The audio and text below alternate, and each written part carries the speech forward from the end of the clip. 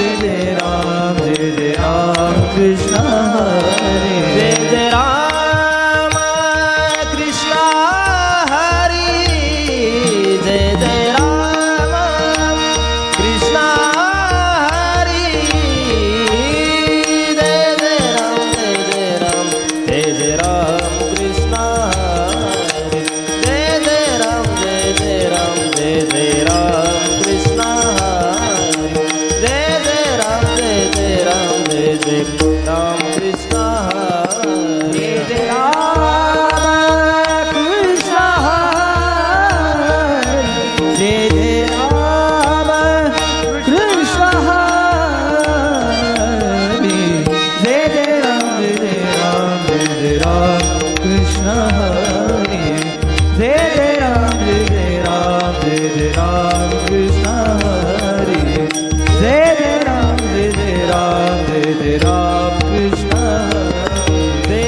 राम कृष्ण जय जय राम कृष्ण हरि जय जय राम कृष्ण हरि जय जय राम जय जय राम कृष्ण हरि जय जय राम कृष्ण हरि जय जय राम कृष्ण हरि जय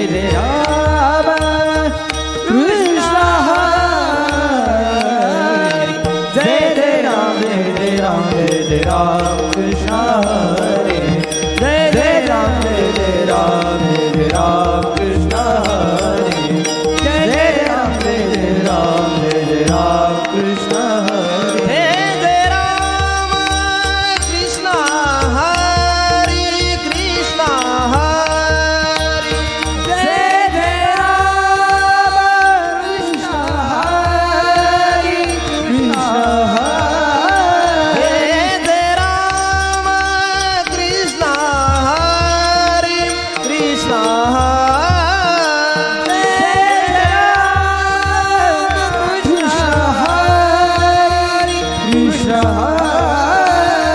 जय जय राम कृष्ण हरि जय जय राम कृष्ण हरि जय जय राम जय जय राम कृष्ण हरि जय जय राम कृष्ण हरि जय जय राम कृष्ण हरि जय जय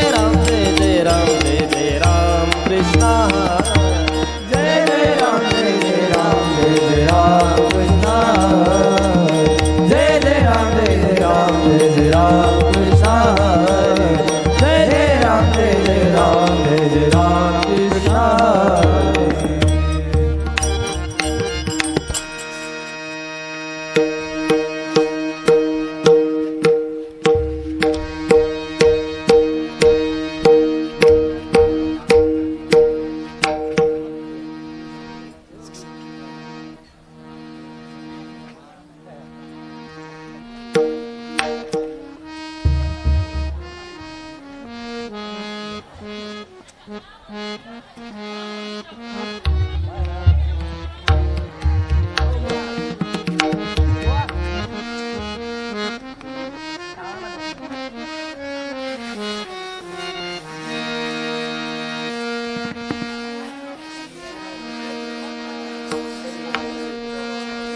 रूप पाहता पाहता लोचनी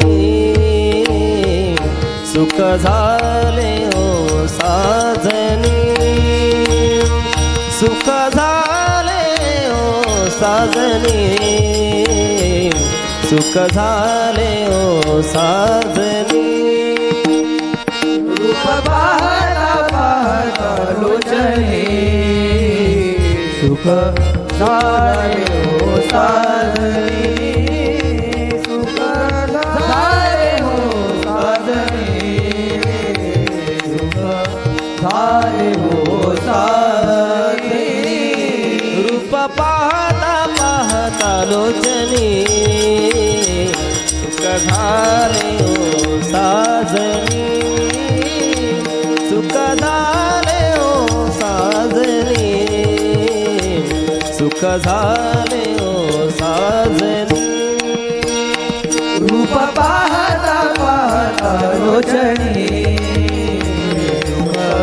सारे हो साजनी सुख सारे हो साजनी सुख सारे हो साजनी तुहा विठ्ठल बरवा तुहा माधव बरवा तुहा विठ्ठल बरवा तुहा माधव बरवा तुहा विठ्ठल बरवा तुहा माधव बरवा तुहा विठ्ठल बरवा तुहा माधव बरवा तुहा विठ्ठल विठ्ठल बरवा तुहा माधव बरवा तुहा माधव बरवा तुहा माधव बरवा तुहा विठ्ठल विठ्ठल बरवा तुहा माधव बरवा तुहा विठ्ठल बरवा तुहा माधव बरवा बहुता सुकृताची जोडी बहुधा सुकृताची जोडी बहुता सुकृताची जोडी बहुधा सुकृताची जोडी म्हणून विठ्ठली आवडी म्हणून विठ्ठली आवडी म्हणून विठ्ठली आवडी म्हणून विठ्ठली आवडी तुहा विठ्ठल बरवा तुहा माधव बरवा तुहा विठ्ठल बरवा तुहा माधव बरवा तुहा विठ्ठल बरवा तुहा माधव बरवा तुहा विठ्ठल बरवा तुहा माधव बरवा तुहा विठ्ठल विठ्ठल बरवा तुहा माधव बरवा तुहा माधव बरवा तुहा माधव बरवा तुहा विठ्ठल विठ्ठल बरवा तुहा माधव बरवा तुहा विठ्ठल विठ्ठल बरवा तुहा माधव बरवा सर्व सुखाचे आगर सर्व सुखाचे आगर सर्व सुखाचे आगर सर्व सुखाचे आगर परकुमा देवी वर देवी हरि परकुमा देवी वर तुहा विठ्ठल बरवा तुहा माधव बरवा तुहा विठ्ठल बरवा तुहा माधव बरवा तुहा विठ्ठल बरवा तुहा माधव बरवा तुहा विठ्ठल बरवा तुहा माधव बरवा तुहा विठ्ठल विठ्ठल बरवा तुहा माधव बरवा तुहा माधव बरवा तुहा माधव बरवा तुहा विठ्ठल विठ्ठल बरवा तुहा माधव बरवा तुहा विठ्ठल विठ्ठल बरवा तुहा माधव बरवा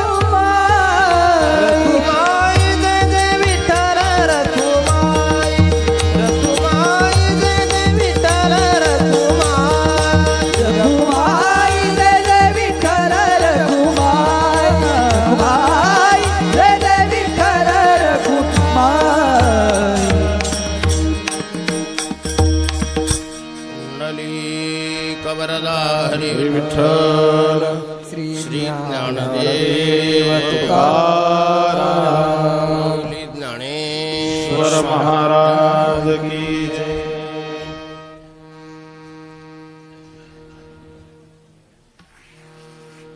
नमामि सद्गुरुं शान्तं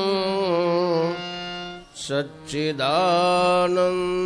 विग्रहम् पूर्ण ब्रह्म परानंद मीशमालंद्य वल्लभम् महायोग पीठे तटे भीमरथ्यां वरं पुंडरीकाय दातुं मुनीन्द्रैः समागत्य तिष्ठन्तमानन्दकन्दम् परब्रह्मलिंगं भजे पांडुरंगं। नमो सद्गुरु तुकया ज्ञानदीपा नमो सद्गुरु सच्चिदानंदरूपा नमो सद्गुरु भक्तकल्याणमूर्ति नमो सद्गुरु भाषापूर्ण मनुष्याकृती राघवे ख्याती केली शिळाशिखरे सागरी तारी तुका स्वामी हा पूर्ण ब्रह्म प्रकाशी जळी रक्षिले निर्जीवा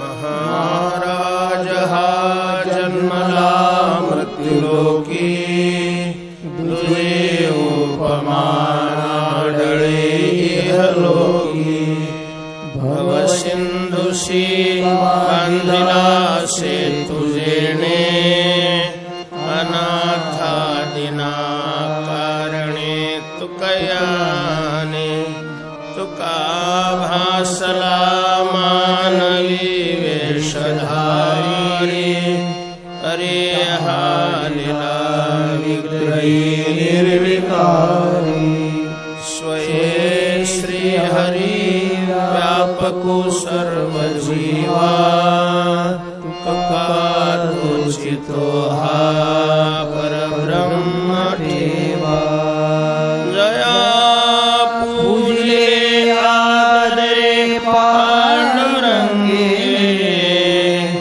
विमानस्थ केले प्रयाण प्रसंगे कल्पनावी दिव्य रूपेच न त्यागितिये दिव्य लोकाशिने नली कवनला हरे विठ्ठल श्री ज्ञानदेव तुकाराम श्रीमंत श्री जगद्गुरु तुकाराम महाराज की जय आदिशक्ति मुक्ताबाई की जय तुकाराम तुकाराम तुकाराम तुकाराम तुकाराम तुकाराम तुकाराम तुकाराम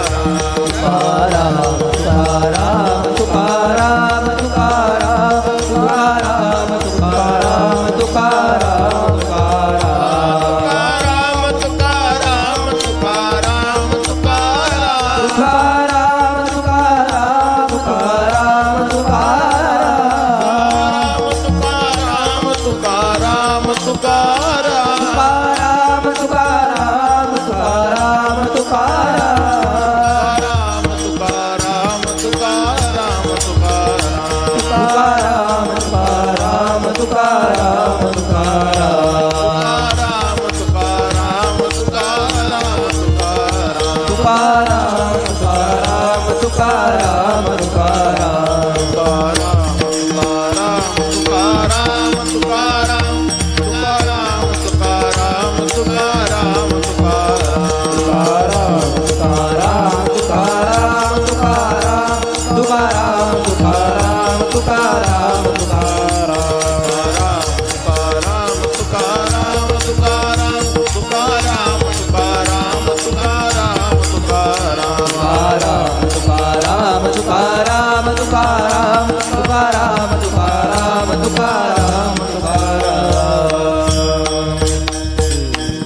श्रीमंत श्री जगद्गुरु महाराज की जय। आदिशक्ती मुक्ताबाई की जय।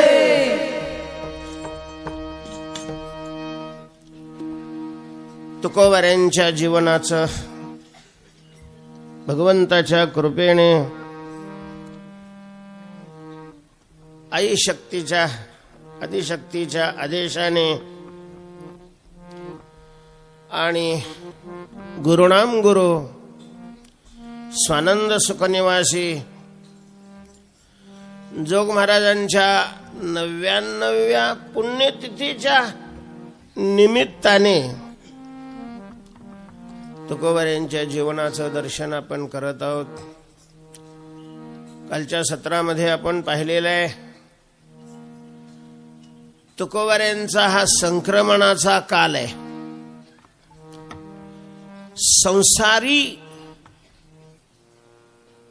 दशेतून पारमार्थिक दशेमध्ये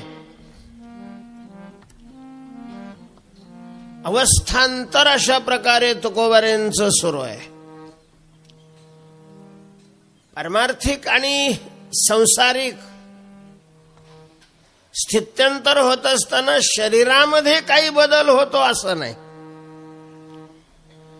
बाह्य बदलाला काही महत्वही नाही. अंतरस्थित्यंतर महत्वाचं आहे. आतला बदल महत्वाचा आहे. आतलं बदललेलं नसेल आणि आतलं बदलायचंही नसेल आणि केवळ बाह्य बदल केला तर ते नाटक होतं. नाटक आणि परमार्थामध्ये नाटकाला झिरो किंमत आहे. झिरो काही महत्व नाहीये. कपडे बदलले विचार बदलला नाही. पादत्राणी बदलली विचार बदलला नाही. घर बदलली विचार बदलला नाही. कष्टाचं खायचं सोडलं हरामाचं खायला सुरुवात केली म्हणजे फार परमार्थ होतो असं नाहीये.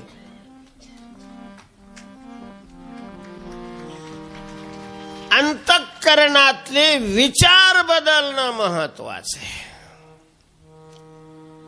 सांसारिक स्थितीमध्ये असताना असलेले विचार आणि पारमार्थिक जीवनामध्ये प्रवेश केल्यानंतरचे विचार, त्या विचारामध्ये फार मोठं अंतर आहे. संप्रदायाचे पंथांचा बाह्यवेश असतो. त्या संप्रदायात प्रवेश केल्यानंतर तो वेश घ्यावाही लागतो.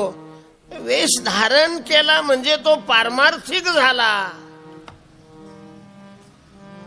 देश बदलला म्हणजे पारमार्थिक झाला. ठिकाणं बदलली म्हणजे असा काही संबंध नाही. नावं बदलली,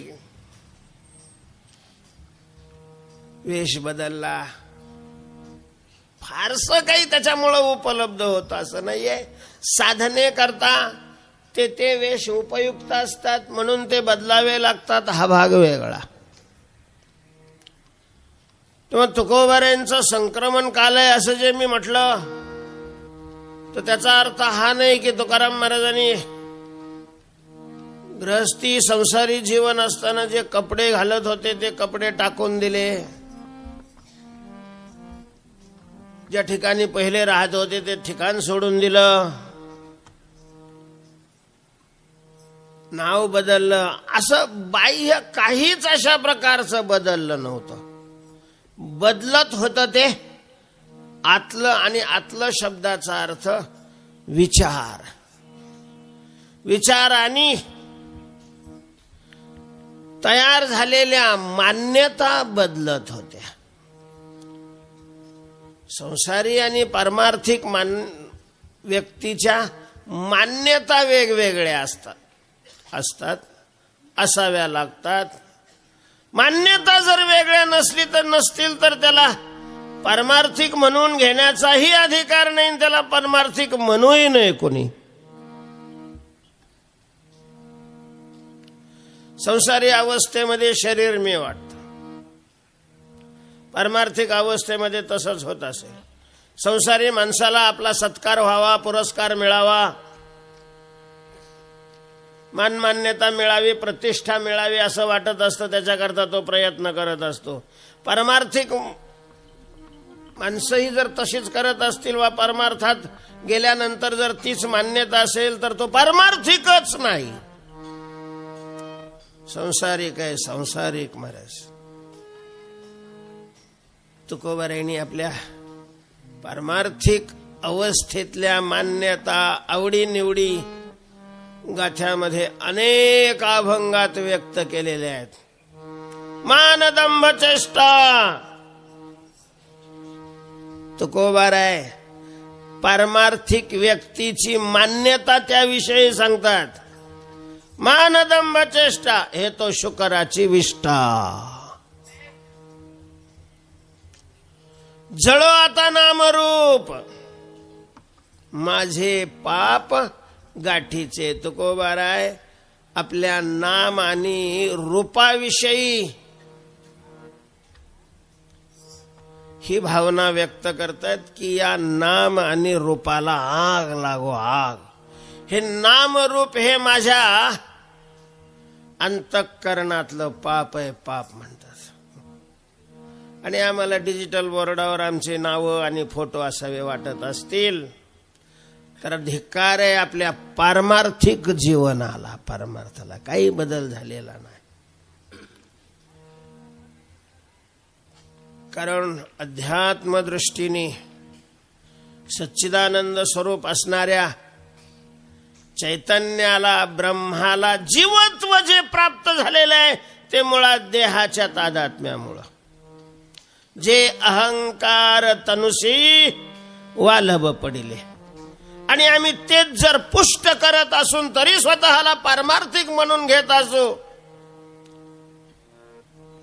तर निश्चितच आपल्या त्या विचाराला, त्या कृतीला आणि तशा प्रकारच्या पारमार्थिक स्थितीचाही धिक्कार आहे. तेव्हा तुकोबारायांचं संक्रमण चालू होतं. अर्थात संसारी तुकोबारायातून साधक तुकोबाराय म्हणून तुकोबाराय तयार होत होते. तर त्यामध्ये त्यांच्या अंतःकरणामध्ये असलेले जे विचार आहे त्या विचारामध्ये बदल होत चाललेला होता. आतापर्यंत तुकोबारायांनी तुमच्या आमच्यासारखंच खूप पैसा कमवावा, मानमान्यता मिळवावी, जगात प्रतिष्ठित म्हणून, मोठा म्हणून वावरावं अशा प्रकारची अपेक्षा होती आणि त्या दृष्टीनंच त्यांची पावलं चालत होती. त्याच्यातच ते स्वतःला धन्य, कृतकृत्य अशा प्रकारचे मानत होते. पण आई वडिलाच्या आकस्मिक जाण्याच्या धक्क्याने तुकोबारायांना सावध बनवलेलं आहे. सुप्त असलेला, झोपी गेलेला अंतःकरणातला विवेक तुकोबारायांचा या धक्क्यामुळं जागा होण्याकरता मदत झालेली आहे. आणि म्हणूनच तुकोबारायांनी नंतर या सगळ्या घटनेविषयी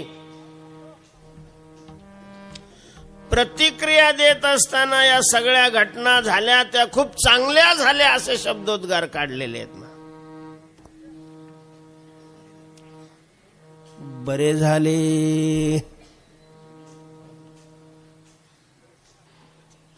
देवा निघाले दिवाळे बरे, या दुष्काळी पीडा केली. सगळ्याला बरं झालं. आई वडील मेले बरं झाले. माता मेली मदत एखादा. तुका म्हणे हरली चिंता विठो तुझे माझे राज्य, काय दुसऱ्याचे काज. बरं झालं म्हटलं. आई बाप गेले बरं झालं. दुष्काळ पडला बरं झालं. दिवाळं निघालं बरं झालं. बायको मेली बरं झालं. पोरग मेलं बरं झालं. नुसते एवढेच विचार घेतले. एखाद्याने बाजूला तुकाराम महाराज तो विचार करायला लागला तर तो नक्की म्हणेल तुकोबाऱ्यांच्या डोक्यावर काय झालेलं आहे. हे कुठं बरं होण्याची लक्षणं असतात होय. आता आईबाप मेल्यावर आता बी लोक बरं मानतात. सगळे नाही काही, पण दिवाळा निघाल्यावर बरं कसं काय मानते.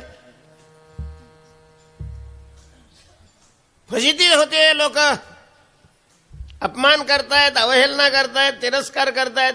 याला कोणी बरं होईल, बरं झालं असं म्हणेल. मरतात महाराज माणसं, आत्महत्या करतात. अशा प्रकारच्या स्थित्या आज पाहतोय आपण. काय झालं, नापिकी झाली. काय झालं, बँकेचं कर्ज भरायचा तगादा आला आणि काढलं कोणी दुसऱ्याने काढलं होतं काय. तेव्हा नाही याला सुचलं की आपल्याला भरावं लागणार आहे, भरण्याची काळजी करावी लागेल, आणि मग आत्महत्या करतोय. बँकेनं काय करायचं. तेव्हा या गोष्टीला तुकोबाराय बरं झालं असं जे म्हणतात त्याचं कारण आहे की तुकोबाराय आता पारमार्थिक चष्म्यातून त्या घटनेकडे पाहू लागलेले आहेत. त्यावेळेला तर किती काही रडले आई वडील गेले तेव्हा.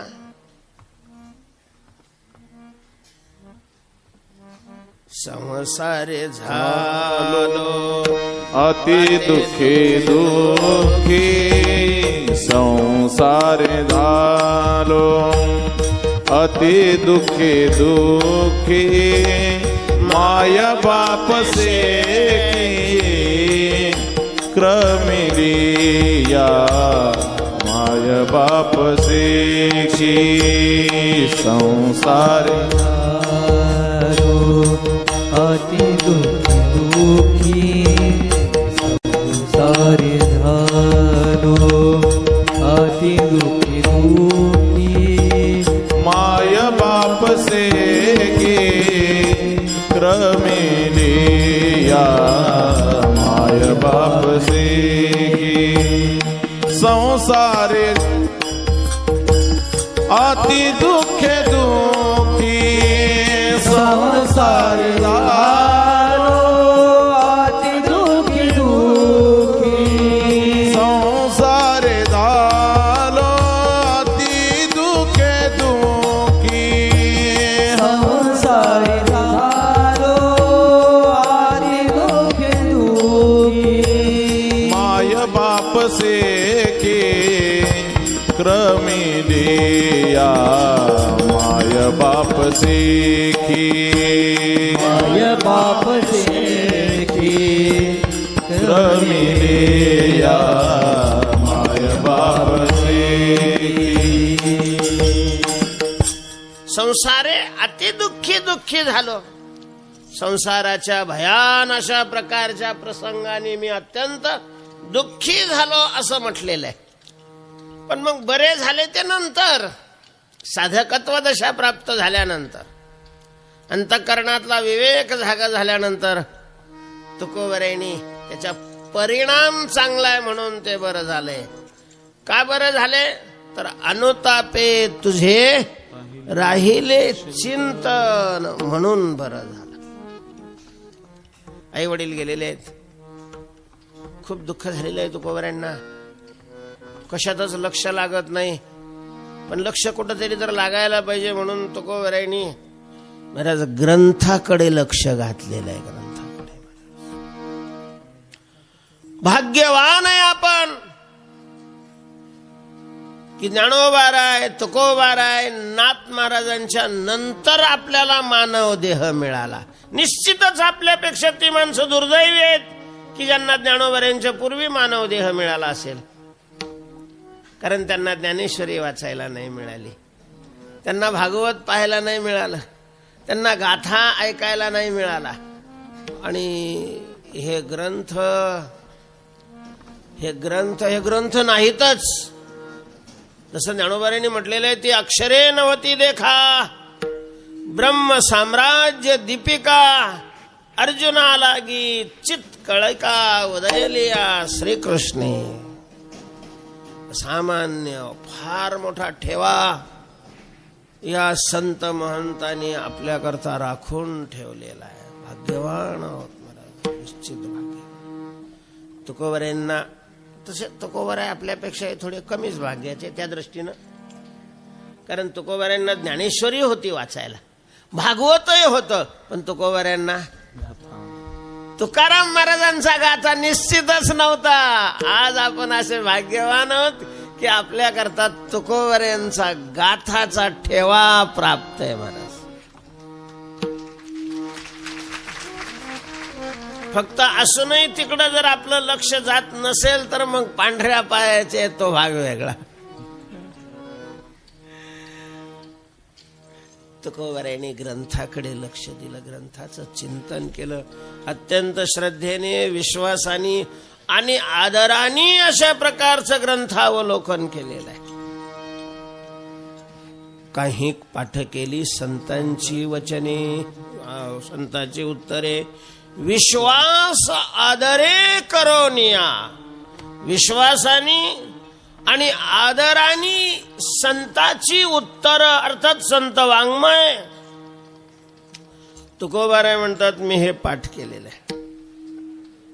आणि मग या संत वाङ्मयाच्या चिंतनाने, हा सत्संग आहे. वाङ्मय चिंतन म्हणजे सत्संग. उगा एखाद्या साधू बरोबर हाणायला जाणं म्हणजे सत्संग नाही. सत्संग में 3 गुण आहे असं मी ऐकत होतो. हर कोई लागे पाव. महात्मा बसले, लोकांची श्रद्धा असते, त्यांच्या पायावर मस्तक ठेवतात आणि मग जवळ कुणीही असलं तरी त्याच्याही पायावर काय ठेवतात? मस्तक ठेवतात. इकडे याच्या बायको कधी त्याच्या पाया पडत नाही, तिकडं कुणीही पाया पडतं. त्याच्यामुळे हर कोई लागे पाव. आणि खाने को मिष्टान न मिले, आणि ती वैकुंठ जाईल की नाही काय माहिती. पण हे संतांच्या संगतीतले फायदे. तर ही संतांची संगती नाहीये. शरीर संगती म्हणजे संगती नाही. शरीराच्या संगतीला फार महत्व नाही, आहे पण फार नाही महाराज. विचाराची संगती ही वास्तव संगती आहे. आणि अशा प्रकारे आपल्याला आजही ज्ञानोबारायांच्या संगतीत राहता येतं, नाथ महाराजांच्या संगतीत राहता येतं, नामदेवरायांच्या संगतीत राहता येतं, तुकोबारायांच्या संगतीमध्ये राहता येतं. कारण त्यांनी त्यांचे विचार ग्रंथामध्ये नमूद करून ठेवलेले आहेत आणि ते विचार आपण वाचून त्याचं चिंतन करू शकतो. तेव्हा संत वाङ्मयाचं चिंतन म्हणजे खरा सत्संग आहे. सत्संग. तुकोबाराय या संतांच्या संगतीत गेले आणि बस तुकोबारायांच्या अंतःकरणामध्ये ज्या विवेकाची झोप वर्धिष्णोय अशा प्रकारचा तो विवेक जागा झालाय, जागा झाला. आणि मग विवेकाने तुकोबारायांना मार्गदर्शन केलं, दाखवलं खरं काय आहे आणि खोटं काय आहे, सार काय आहे आणि आसार काय आहे. तुकोबारायांनी म्हटलेलं आहे. पुढं कोणीतरी विचारलं काय करताय तुकोबाराय? बस तुकोबाराय म्हणतात मी माझ्या मनाला जागवतोय आणि मनाबरोबर लोकांनाही जागवतोय. कशाविषयी? ऐसे जागवी तो मना सरीसे जना सईत, सरीसे जना सईत, सरीसे जना सईत. ऐसे जागवी तो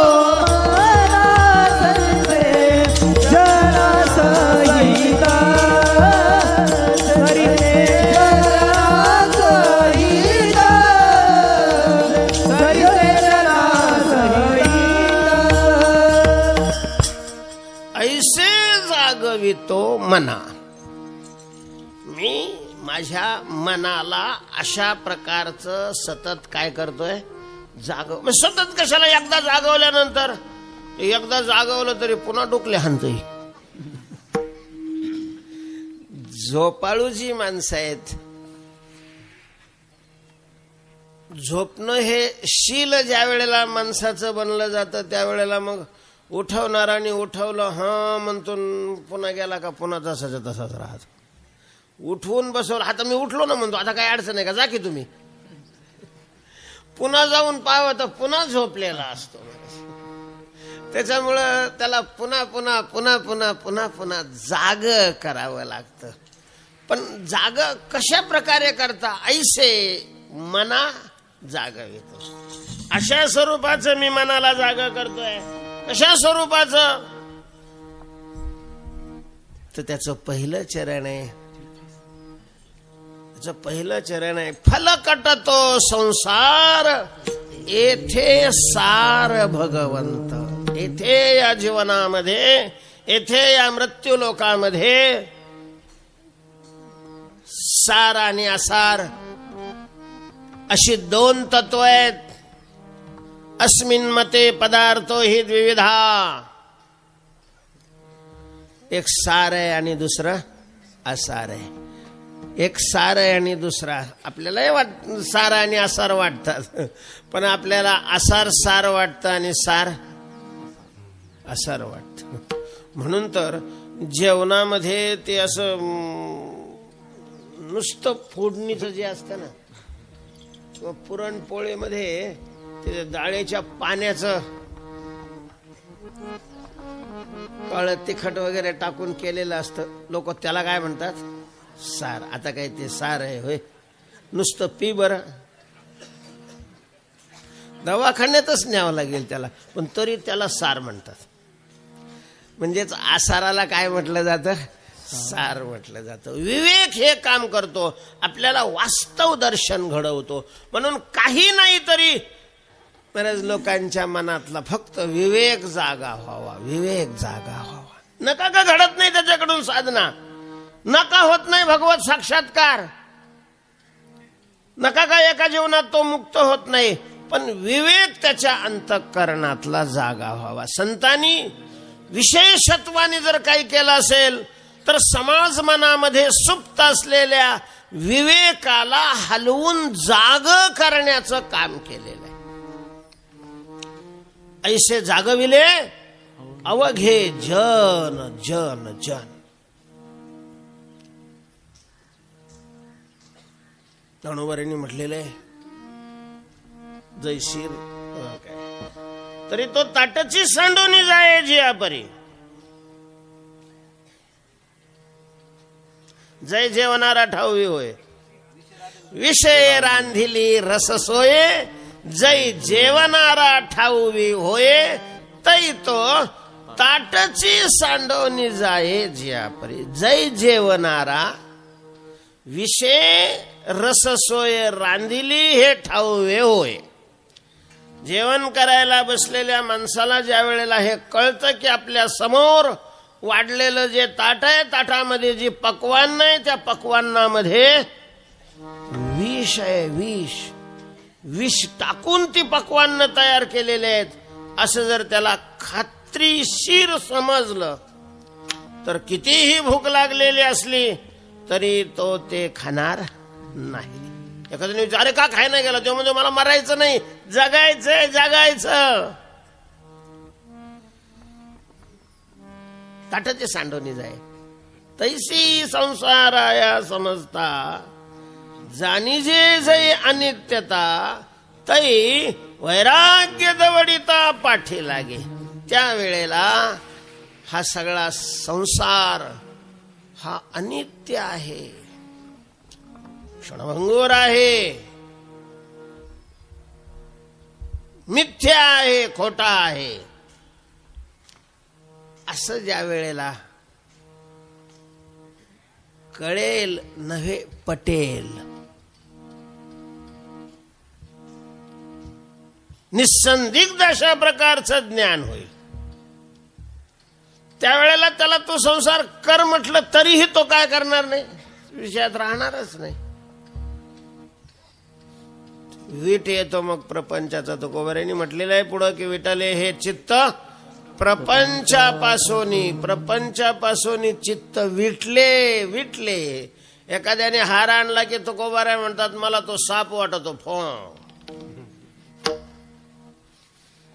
दृष्टी आहे, नजर आहे, त्याच्यातलं वर्म कळालेलं आहे. तो का म्हणे त्याचे कळले आम्हा वर्म.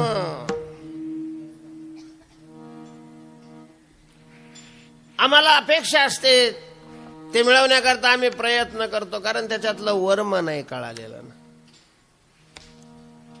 तर संत वाङ्मयाच्या चिंतनाने तुकोबऱ्यांना हे वर्म, मी लहान असताना, अलीकडे नाही ती मान्यता जवळजवळ कमी झाली आहे म्हणा, पण मी लहान असताना मला आठवत आहे आमच्या घरी आई सुद्धा ज्ञानेश्वरी वाचू देत नसे.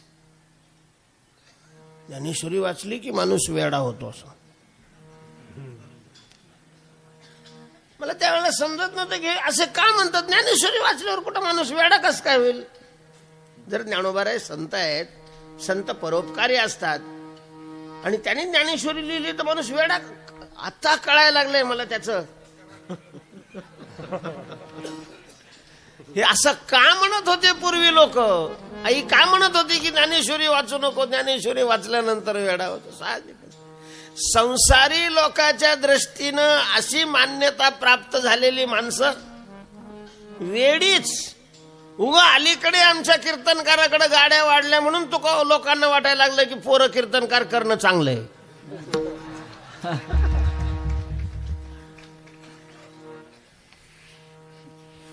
अन्यथा संतांचे विचार जर पाहिले तर निश्चितच संसारी माणसाच्या दृष्टीनं ते काय होणे. देवाचा तो भक्त देवासीच गोड, देवाचा तो भक्त देवासीच गोड, देवाचा तो भक्त देवासीच गोड, देवाचा तो भक्त देवासीच गोड.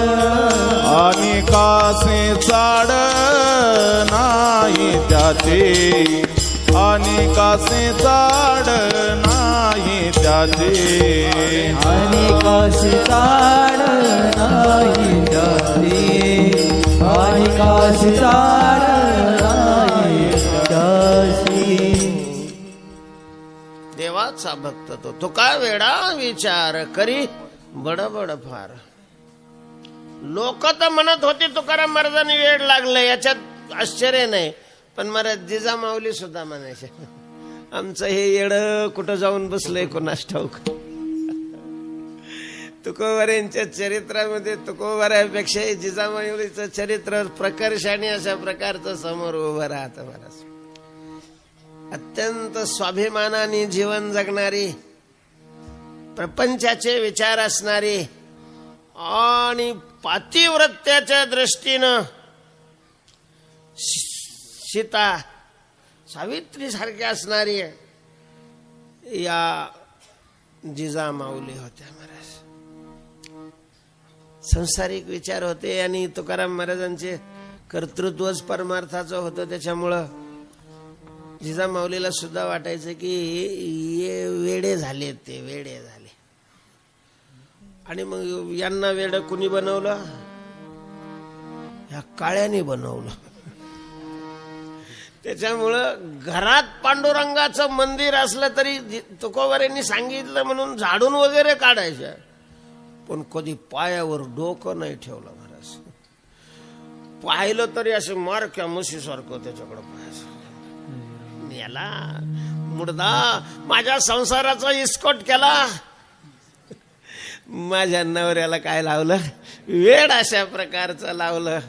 असे कधी कधी उद्गार जिजामाऊलीच्या मुखातून बाहेर पडे. वेडा समजायचा याचा. तर वेडा या शब्दाचा अर्थ मनातले विचार बदलले, विवेक जागा झाला. आणि मग संसारी माणसं ज्याला सर्वश्रेष्ठ मानतात, पारमार्थिकाच्या दृष्टीनं सगळ्यात कनिष्ठ तुच्छ हे अशा प्रकारच्या त्या गोष्टी असतात. फार मोठा फरक आहे संसारामध्ये आणि परमार्थामधल्या विचारामध्ये, फार मोठा फरक आहे. अलीकडे तो फरक कमी वाटायला लागला. त्याचं कारण हे संसारातले परमार्थ आले आणि सगळे ते विचार घेऊन आले. त्याच्यामुळं पारमार्थिक विचारच पुसट व्हायला लागले, संपून चालले. आजच्या परमार्थामध्ये आणि संसारामध्ये विचारात फारसं अंतर दिसत नाही. त्याचं कारण हे पण फार मोठे अंतर आहेत विचाराचे.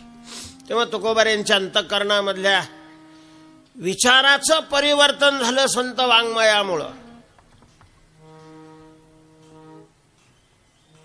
संसारातली जी साध्य आहेत, जी साध्य मिळवण्याकरता संसारिक माणसं अख्खं आयुष्य कष्ट करतात,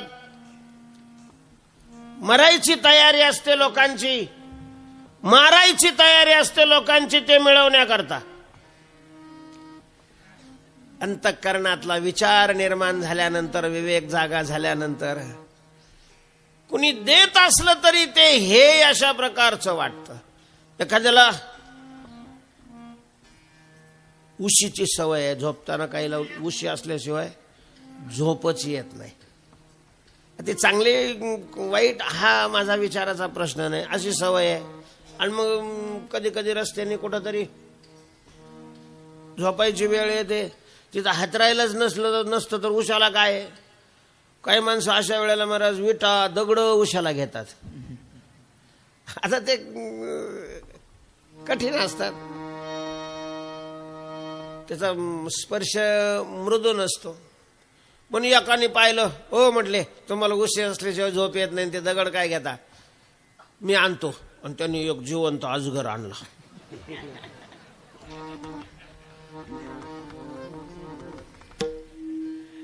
ज्ञानोबारांनी दृष्टांत दिलेला आहे, तुम्ही मनाने नाही सांगत.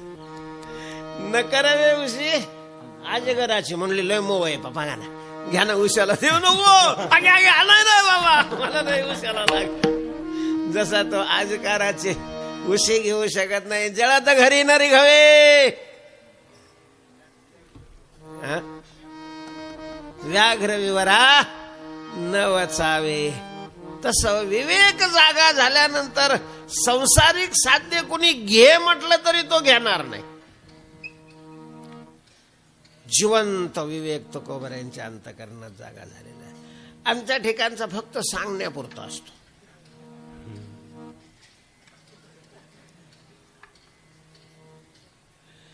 खाली नाही, वर. आम्ही प्रमाण म्हणत नाही असं नाही. सोने रुपये आम्हा मृत्तिके समान तुम्हा.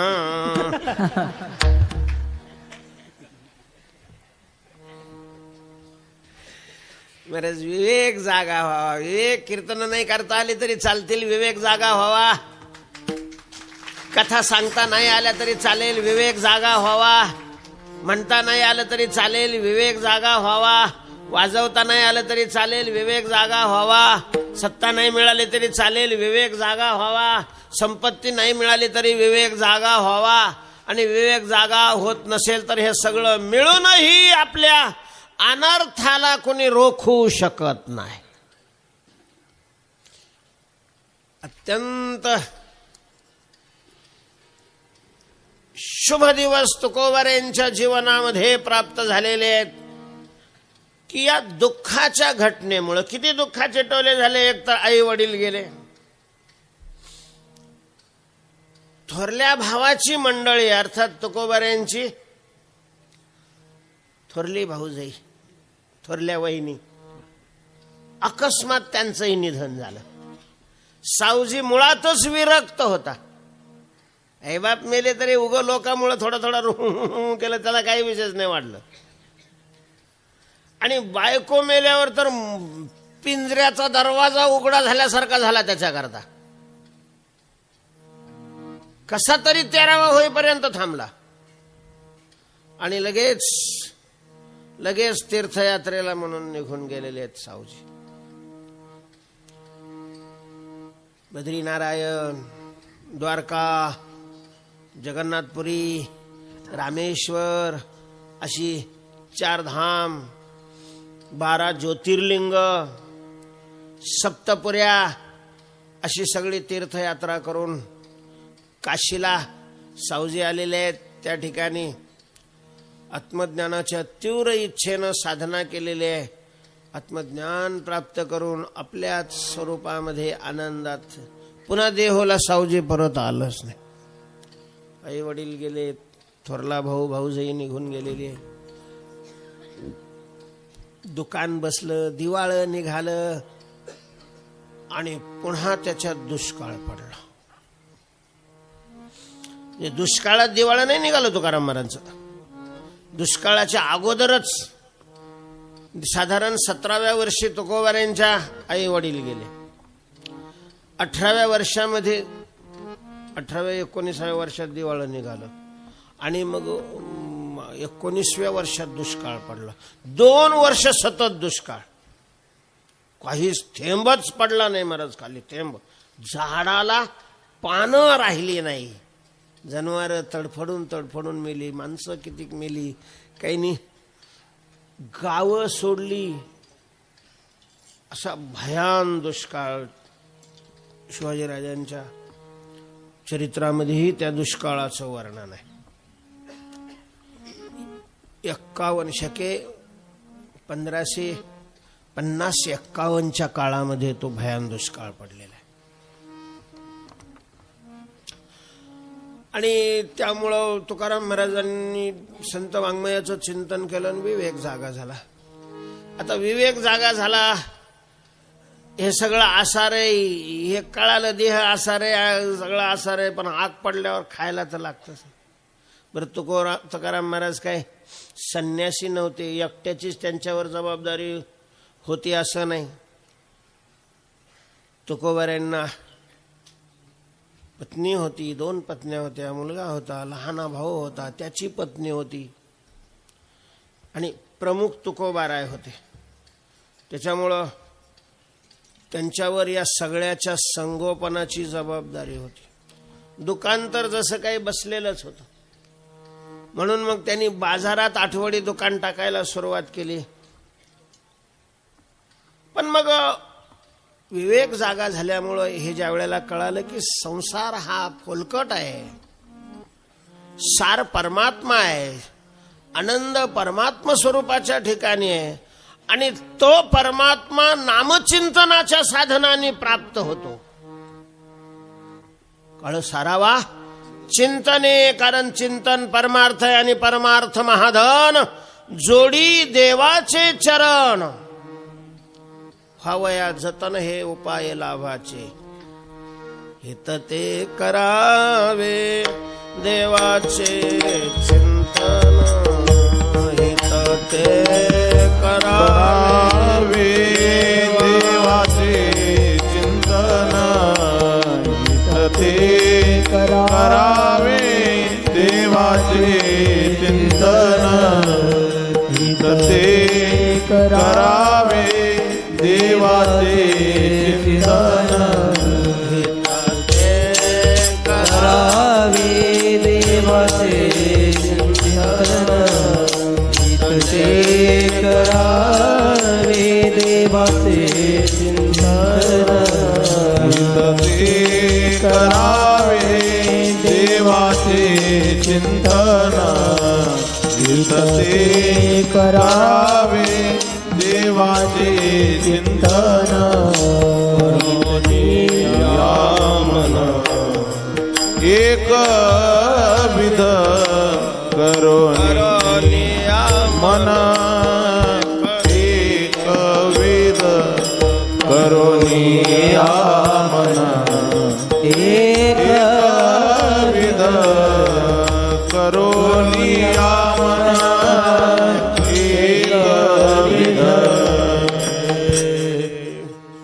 हित ते करावे देवाचे चिंतन. देवाचे चिंतन करावे हे हित आहे. हित व्हावं म्हणून जर साधन करायचं असेल तर देवाचं चिंतन हे हिताचं साधन आहे. ऐके रे जना, बागायती करणं हे हिताचं साधन नाही, ते पोट भरायचं साधन आहे. नोकरी करणं हे हिताचं साधन नाही, ते पोट भरायचं साधन आहे. पोट भरण्याच्या साधनाला हिताचं साधन नाही समजावं. हिताच्या साधनात पोट भरेल, पण पोट भरण्याच्या साधनामध्ये हित नाही होत. पैसा मिळवणं याचा हिताशी संबंध नाही, सत्ता मिळणं याचाही हिताशी संबंध नाही. हिताचं स्वतंत्र साधन आहे, हिताचं स्वतंत्र स्वरूप आहे. आणि भगवंताचं चिंतन हे हिताचं साधन आहे. म्हणून अवघे निरसोनी काम घ्यावे नाम विठोबाचे, ऐसे जागवितो मना. बाकीच्या सगळ्या इच्छा मनातून कमी कमी करून, काही काढून टाकून आयुष्यातला क्षण ना क्षण भगवंताच्या चिंतनाकरता मोकळा ठेवावा, चिंतन करावं. नाही कोणाच्या मौतीला गेला तर काही बिघडणार नाही, पण चिंतन नाही केलं तर सगळं बिघडेल.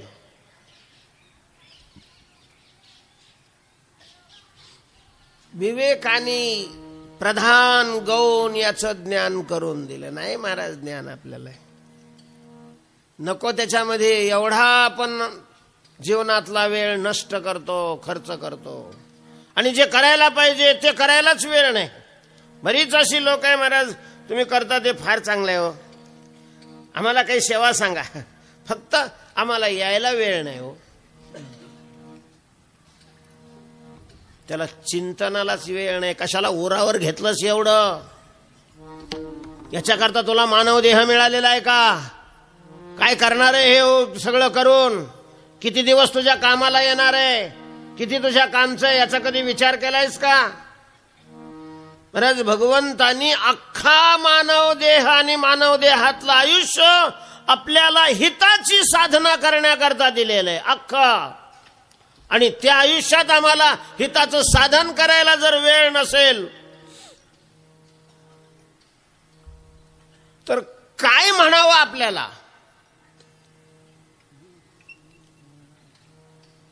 लगेच माणसं कल्याणाचं साधन म्हणलं की लगे म्हणतात किती दिवस.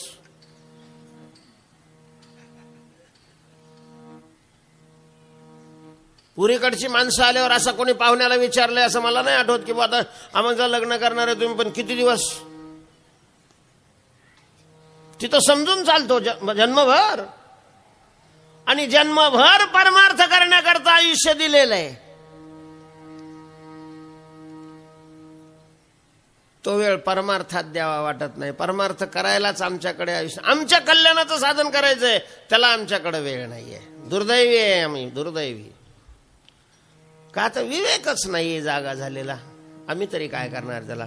तुकोबाऱ्यांचा विवेक झाला. आणि मग तुकाराम महाराजांनी नाम साधना जीवनामध्ये करायची असा निश्चय केला आणि नाम साधनेला सुरुवात केली. महाराज नाम साधनेला, वैष्णव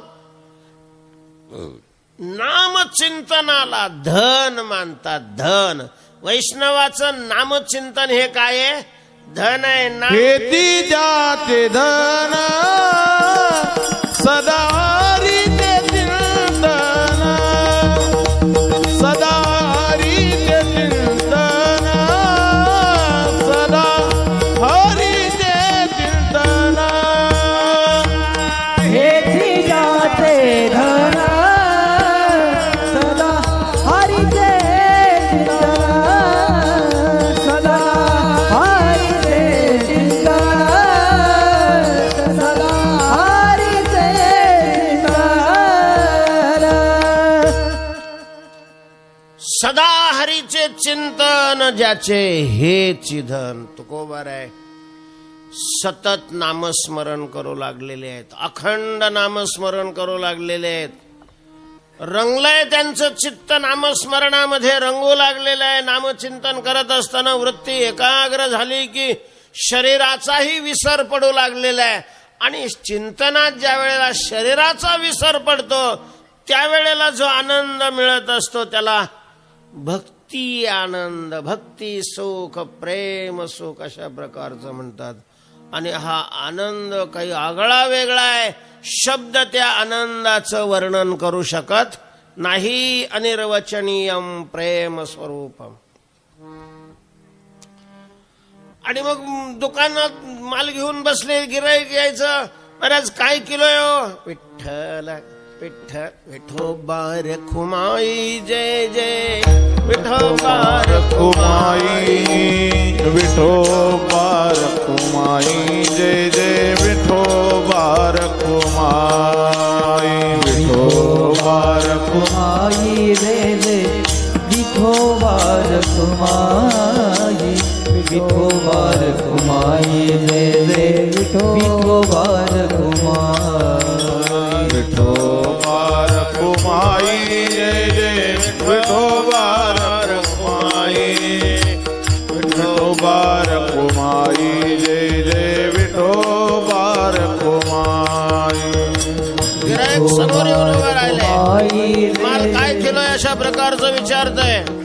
आणि तुकोबाऱ्यांचं चाललेलं आहे. विठोबा रखुमाई जय जय विठोबा रखुमाई विठोबा रखुमाई जय जय विठोबा रखुमाई विठोबा रखुमाई जय जय विठोबा रखुमाई विठोबा रखुमाई जय जय विठोबा रखुमाई विठोबा रखुमाई जय जय विठोबा रखुमाई विठोबा रखुमाई जय विठोबा रखुमाई विठोबा रखुमाई जय जय विठोबा रखुमाई विठोबा रखुमाई जय जय विठोबा रखुमाई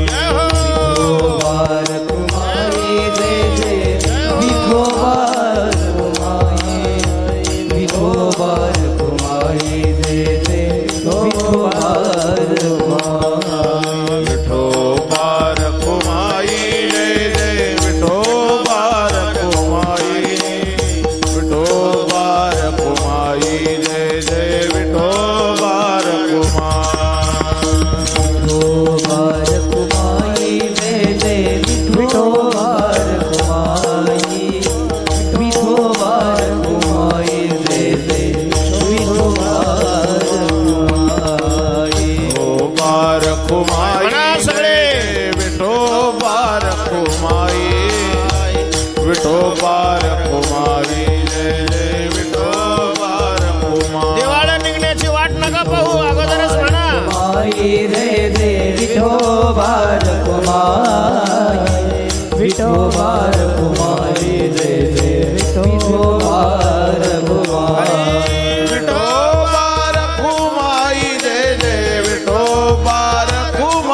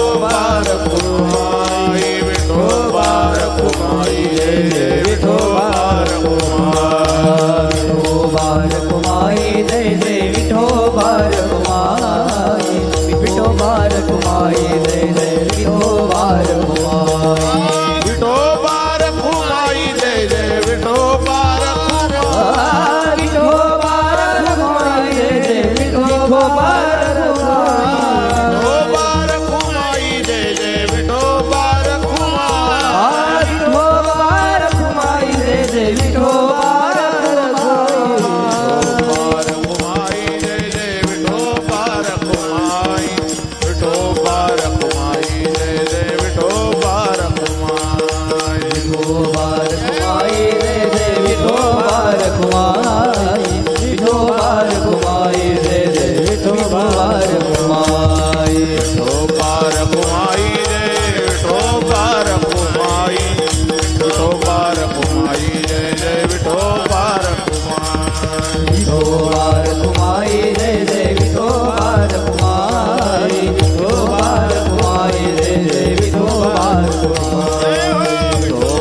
रखुमाई जय जय विठोबा रखुमाई विठोबा रखुमाई जय जय विठोबा रखुमाई विठोबा रखुमाई जय जय विठोबा रखुमाई विठोबा रखुमाई जय जय विठोबा रखुमाई विठोबा रखुमाई जय जय विठोबा रखुमाई विठोबा रखुमाई जय जय विठोबा रखुमाई विठोबा रखुमाई जय जय विठोबा रखुमाई विठोबा रखुमाई जय जय विठोबा रखुमाई विठोबा रखुमाई जय जय विठोबा रखुमाई विठोबा रखुमाई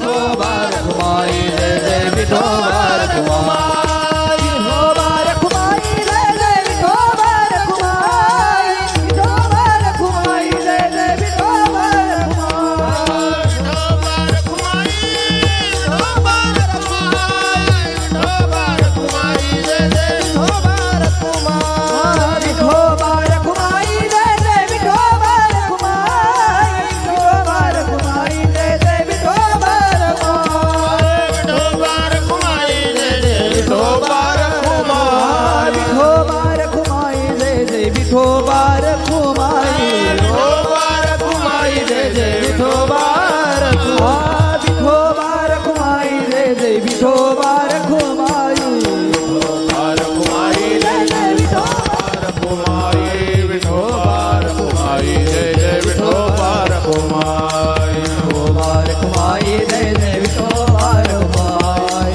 विठोबा रखुमाई जय जय विठोबा रखुमाई श्रीमंत श्री जगद्गुरु तुकाराम महाराज की जय आदिशक्ती मुक्ताबाई की जय. असं तुकोबाराय डोळे लावून आणि नामचिंतन करायला लागले की स्वतःच्या देहाला विसरायचे. तर गिराईक आलंय आणि ते काही मागतंय हे कुठून त्यांच्या चित्ताकडे येणार आहे. ते उभं राहायचं आणि हे यांचं असंच आहे म्हणून निघून जायचं. परिणाम महाराज माल पडायला लागला, खराब झाला की तो फेकून द्यायला, अर्थात पुन्हा मुदलामध्ये तोटा. सगळे एके दिवशी व्यापारी सावकार आले, सगळा हिशोब केला, तुकोबार यांच्याकडं माल किती आहे, उधारी किती आहे, आणि त्याच्यावरून हे सिद्ध झाले की तुकोबार यांच्याकडे असलेल्या मालापेक्षा देणं जास्त आहे.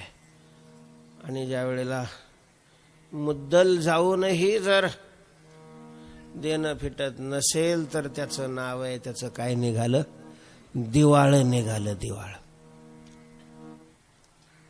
सावकारांनी तगादे सुरू केले. जवळची काही माणसं होती, प्रेम करणारी होती. काहींनी कोणाला समजावून सांगितलं, नाही त्यांनी दिलं तर मी देईन, तुम्ही तगादा करू नका. काहींनी स्वतःकडचे असलेले पैसे देऊन ते काहीला मिटवलं. तुकोबारांनी काही घरामध्ये किडूक मिडूक होतं ते मोडलेलं आहे. काहीच न करता संसार कसा चालणार. मग इथं तर दुकान नाही चालत, मग बाहेर व्यापार करण्याकरता गेलेले आहेत. वरती घाटावर माल भरावा, कोकणात नेऊन विकावा, कोकणातला माल भरावा जो स्वस्त आहे तो, घाटावर कोकणामध्ये मीठ स्वस्त असायचं, मग तिथून मीठ भरायचं, घाटावर आणून विकायचं. घाटावर मिरच्या, ज्वारी, गहू जे कोकणात पिकत नाही ते इकडं स्वस्त असायचे, तिकडचा तो माल भरायचा आणि खाली कोकणामध्ये नेऊन विकायचा. अशा प्रकारचं सुरू केलेलं आहे. एक दिवशीचा प्रसंग आहे. अनेक व्यापारी असतात, व्यापाऱ्याबरोबर तुकाराम महाराज जात. पण मग व्यापाऱ्याचं काहू तुम्ही केवढ्याचा माल भरला, त्याच्यातला किती विकला, नफा किती झाला, ह्या चर्चा. आणि हे त्यांच्याबरोबर इठ्ठल इठ्ठल इठ्ठल. त्या व्यापाऱ्याचं डोकं उठायचं, हे काय ताप आहे बाबा. हा बाबा एक तर ह्या चर्चेत तर सामील होत नाहीच नाही, पण डोकं महाराज नामस्मरण न करणाराचं नामस्मरण जर जवळ केलं तर त्याचं काय उठत, डोकं उठतं. त्रास होतो त्याला. एके दिवशी एका बाजारात ही सगळी मंडळी गेलेले, सगळ्यांनी माल सगळ्या व्यापाऱ्यांनी ठरवलं चुकवून जायचं. तुकाराम महाराज मागच असताना हे गपचिप सगळेच निघून गेले, एकटेच राहिले तुकाराम महाराज. नामस्मरण चालू. तुकाराम महाराजांनी सगळा भारच पांडुरंगावर टाकलेला होता. तुका म्हणे देवा अवघा निरविला हेवा, कुटुंबाची सेवा तोची करी आमुच्या. गेले तर गेले, देव आहे आपल्या बरोबर. तिथं बाजारातल्या लोकांच्या मदतीने गोणी बैलावर ठेवली. दुष्काळात बैलही मेले महाराज. उपासमार होऊ लागले. त्या उपासमारीने अगोदरच अशक्त असलेली त्यांचं पहिलं कुटुंब तीही वारली. आई मेल्यामुळं मग वरच्या दुधावर दूधही मिळत नसे, ते पोरगही मेलं. म्हणजे घरातून 6 माणसं गेली, 6 माणसं. त्याच्यामध्ये सावजी काही मेला नव्हता, पण घरातून निघून गेला तो कायमचा गेला. कायमच्या जाणाऱ्यामध्ये आणि मरणाऱ्यामध्ये काय फरक असतो. 6 माणसं गेली. जनावर अशा प्रकारची मेली, एकच बैल राहिलेला आहे.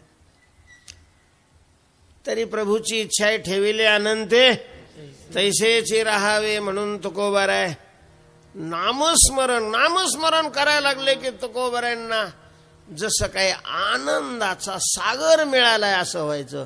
आणि मग ह्या बाहेरच्या प्रतिकूलतेच्या झळा अंतःकरणात लागतच नसत.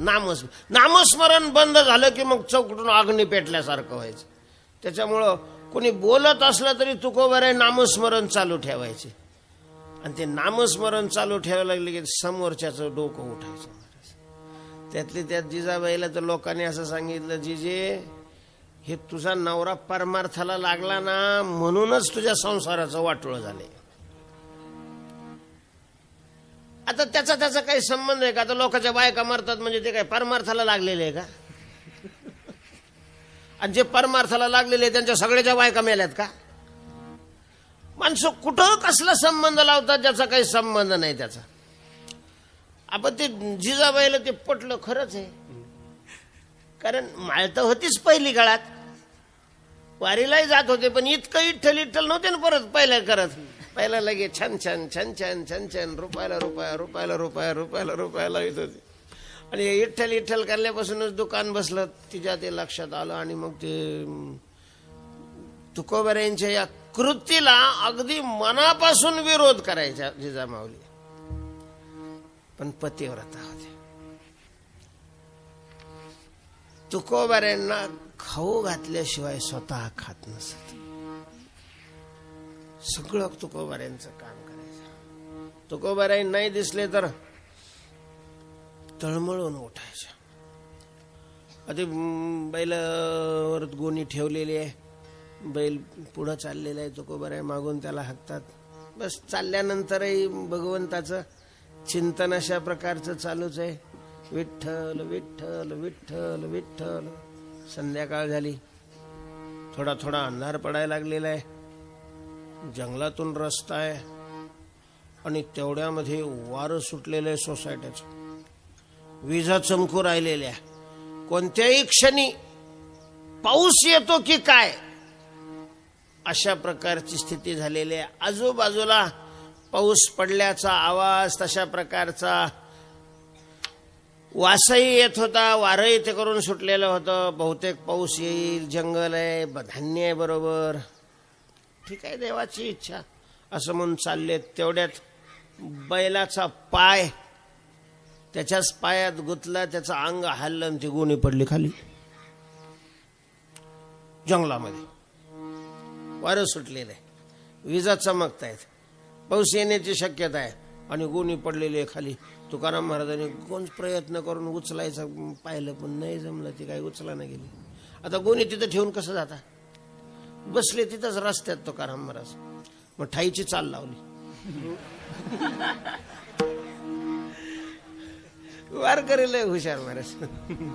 स्वयंपाक तयार आहे का, मग काय आहा, जसं काय पिसाळलेलं कुत्र मागं लागले.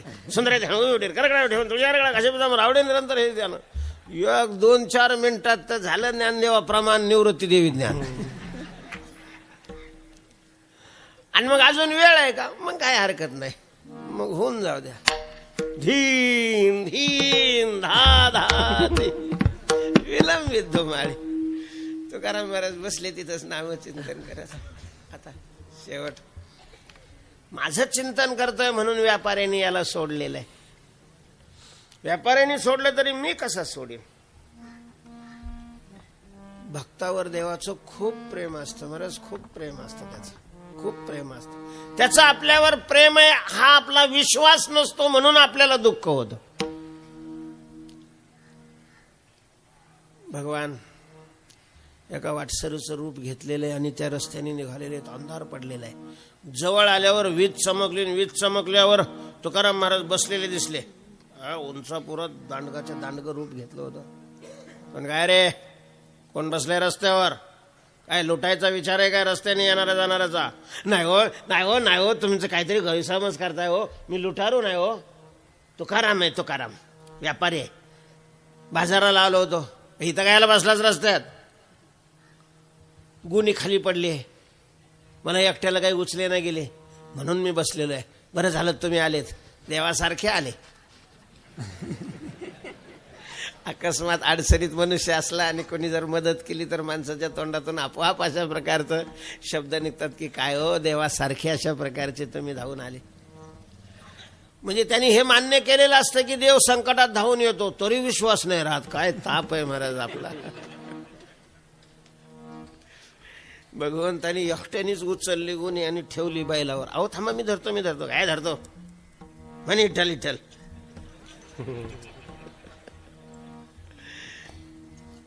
कुठं जायचंय? देहूला जायचंय हो. हा बरं झालं, मला तिकडंच त्याच्या पुढे जायचंय, आळंदीला. येऊ दे माग बैल. मग तुकोबा भगवान पुढे चाललेले आहेत, बैल मागे आहे, तुकोबा आहे त्याच्या मागे आहेत, विठ्ठल विठ्ठल नाम चालू आहे. वीज चमकली, वीज चमकली, समोरचं दिसायचं. वीज चमकली की समोर तुकोबाराने पाहिलं की समोर चालणारा चतुर्भुज दिसायचा. हा काय भानगड आहे, चतुर्भुज? डोळे फिळे चुकून पुन्हा दुसऱ्या वीज चमकायची वाट पाहिजे. पुन्हा वीज चमकली की पुन्हा साधा माणूस दिसायचा. तुकाराम महाराजाला वाटलं की आपण चिंतन करतो त्याच्यामुळे आपल्याला भास होत असेल. देहजवळ आलेले आहेत, इंद्रायणी मध्ये वाहत होती, पूर आलेला इंद्रायणी. वरच्या बाजूला पाऊस पडला. आता कसं जायचं? पाणी भरपूर आहे. इतकं पाणी आल्यावर मध्ये किती पाणी असेल तुकोबाऱ्यांना त्यांना त्याचा अंदाज आलेला आहे, कारण ते गावचेच होते तुकोबाऱ्या. त्या पुढल्या माणसाने सांगितलं खालच्या बाजूने कमी पाणी असतं, मी पाहून येतो. कायचा पुढे गेला आणि टाकलं खाली सुदर्शन. येऊ दे म्हणे, पाणी नाही जास्त. तुकाराम महाराजांना आश्चर्य वाटलं, गुडघ्याच्या खाली पाणी. इकडं घराला पाणी लागले आणि त्यानं जिथून रस्ता काढला तिथं पाणी किती आहे? गुडघ्याच्या खाली. कसं काय असं असेल, कसं काय असं असेल? घरापर्यंत आलेले तुकोबाऱ्यांची गुणी त्यांनी उचलून घरात ठेवली. तुकाराम महाराज बैलाला बांधेपर्यंत तो झाला पसार. लय चौकडं पाहिलं, कुठंच नाही दिसलं. आणि मग तुकाराम महाराजाला संशय आला, चुकलो आपण, नाही ओळखलं देवाला. हा दुसरा तिसरा कोणी नसून साक्षात माझा पांडुरंग आहे. मग तुकोबारे हळहळ करत रात्रभर भजन करत बसले. एके दिवशी मिरच्या 3 गोण्या मिरच्या भरल्या. कोकणात गेलेले, मोठं बाजारचं गाव आहे. शंकराच्या मंदिराजवळ मिरच्याची 2 पदे आडवे ठेवलेले आहेत, एकाचं तोंड सोडलेलं आहे आणि बसले विकण्याकरता. भगवंताचं चिंतन चालू आहे. एक बाई आली, मिरच्या ताज्या होत्या, चांगल्या होत्या. काय भाव लावल्यात मिरच्या? आता काय आपलं काही वेगळा भाव आहे का? जगाचा भाव आहे तोच आपला भाव आहे, म्हणजे भाव सुद्धा नक्की नाही. दुसरीकडे चौकशी करून या, ते ज्या भाव देतील त्या भावात आपण बी देणार. मग लोक काय लय प्रामाणिक वाटते का तुम्हाला? अरा माळकरी बी याच्यात काही माग नाही. हा लय बंद माळे पाहून विश्वास नका ठेवीत जाऊ. काय करायचं तुम्हाला दुसरं कळतं. तिकडं 15 असेल तर तिकडं 12 रुपये किलो आहे, मग आपला 12 घ्या. दिले महाराज 12 रुपये त्या बाईनी. तुकाराम महाराजांनी 1 किलो वजन मिरच्या केल्या, बरोबर राईट काटा आला. अजून टाका ना त्या 2-4. आता किलोचे पैसे दिले, किलोभर मोजले, आता 2-4 कसा काय संबंध आहे? पण सवय टाका ना 2-4. खरं तर कोणी फुकट देत असेल तर घ्यायला नाही पाहिजे, किमान गृहस्थी माणसाने तरी नाही घ्यावं.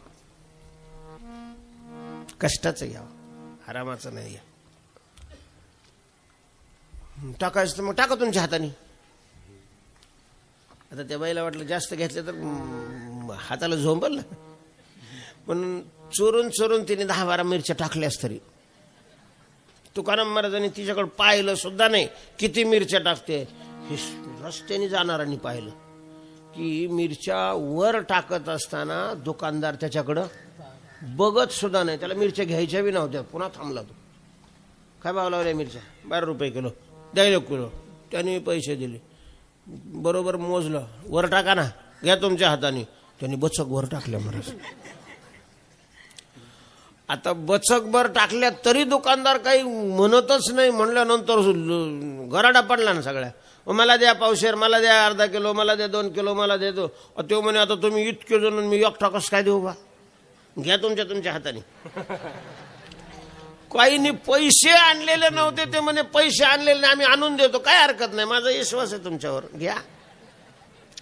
म्हणजे काटा नाही, पैसे नाही, आणि मिरच्या 10 मिनिटात 2 पोते विकून मोकळे. एक बदमाश होता, त्यांनी पाहिलं. तो म्हणे बाबा आमच्याकडे लग्न आहे 4-5 दिवसांनी, मग मिरच्या लय लागतात, आहे की 1 गुणी? ते म्हणे पण मी गुणी नाही आणलेली, घेऊन जा की हेच. पैसे नाही, गोणी नाही, अख्खी गोणी घेऊन टाकली महाराज. 1 तासात तर सगळा माल विकून मोकळे. तो कोबर आहे. वा, काय मस्त झाला आजचा बाजार, लयच वेस्ट झाला. लय लवकर माल गेला. पैसे किती? एकाने 1 किलो तांदूळ आणून दिले होते पहिले, 12 ते 20-25 रुपये, तेवढेच सगळे जमा.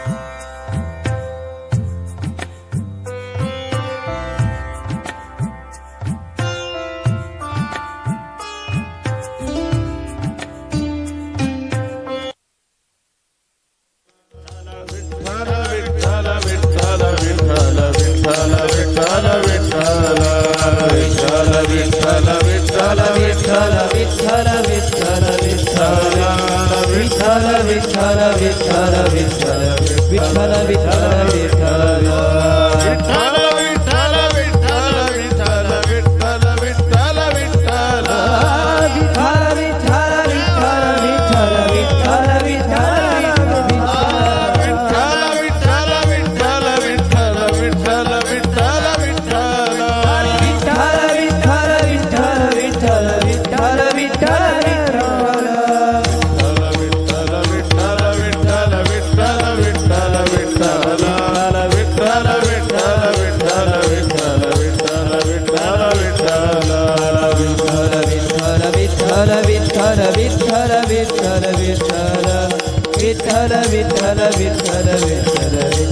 विठ्ठल विठ्ठल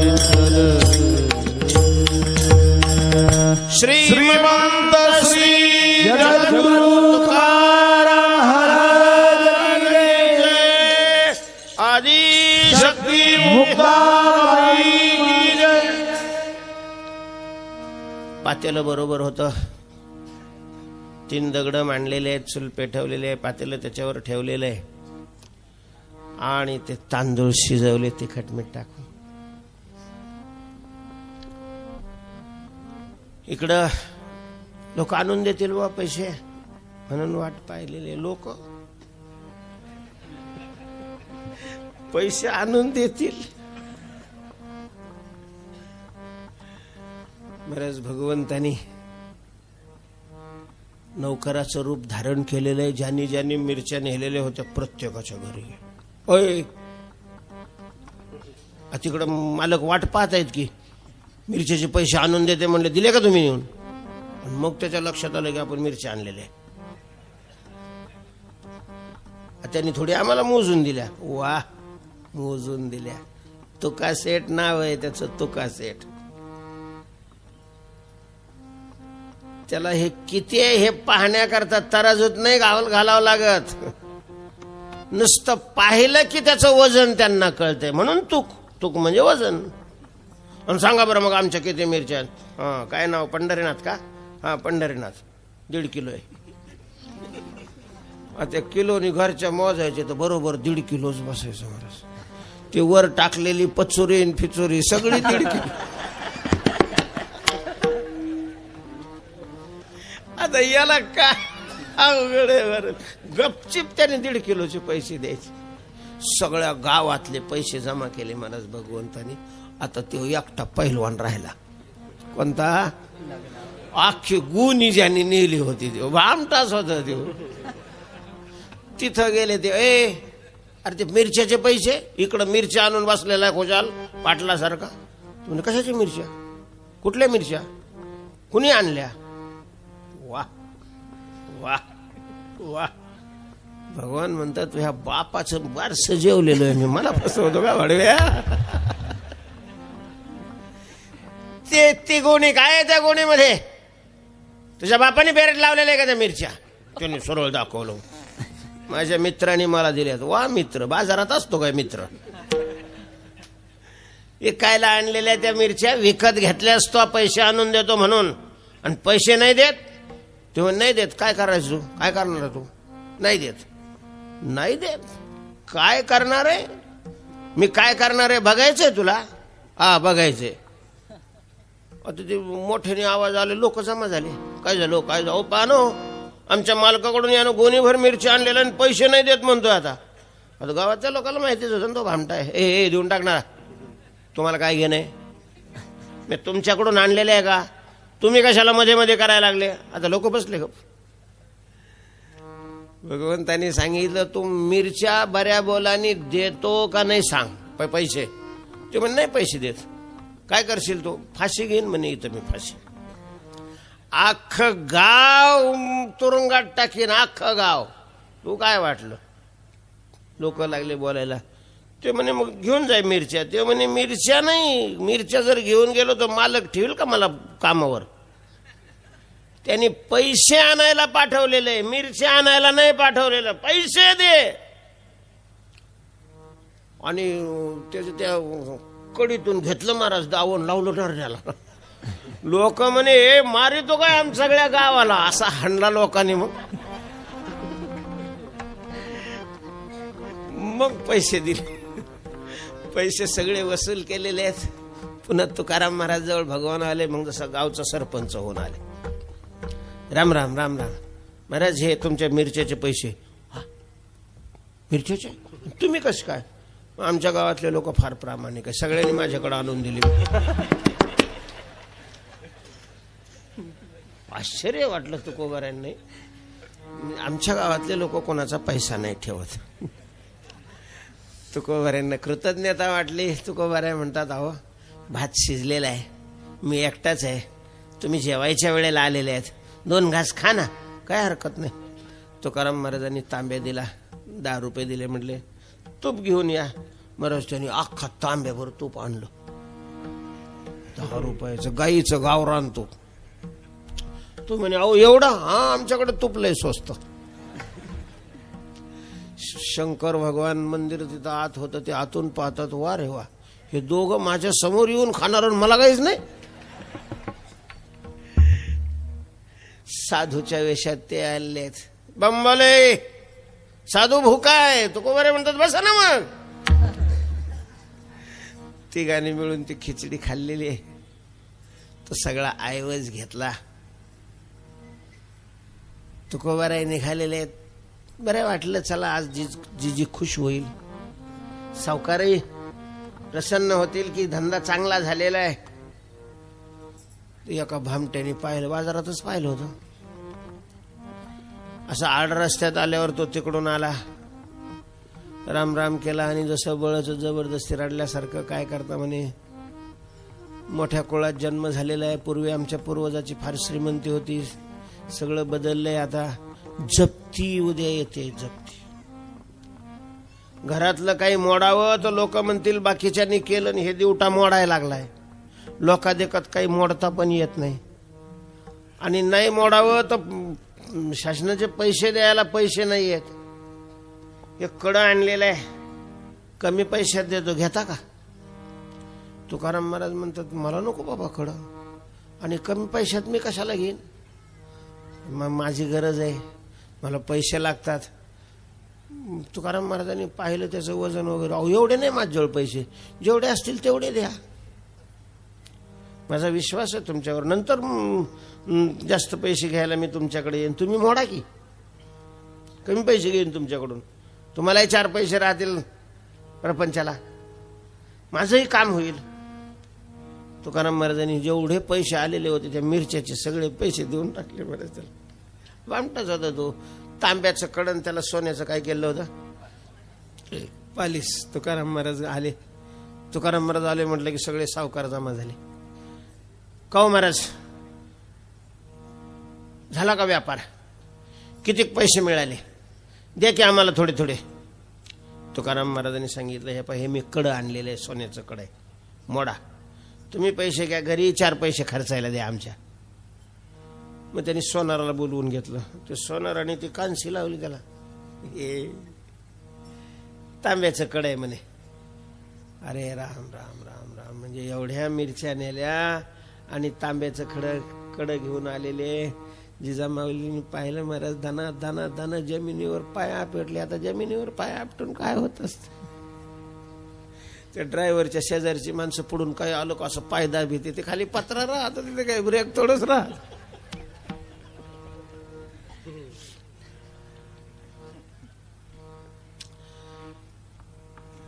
सावकारांनी निर्वचना केली तुकाराम महाराजाची. ते म्हणून आता मला काय माहिती बा, मी त्याच्यावर विश्वास ठेवला आणि त्यांनी मला फसवलं, मग आता मी तरी काय करू, माझा काय दोष आहे सांगा ना तुम्ही. अहो पण हे रिकामी काम करायला सांगितली कुणाला तुम्ही, पैसे आणले असते 2-2 रुपये तरी आम्हाला मिळाले असते.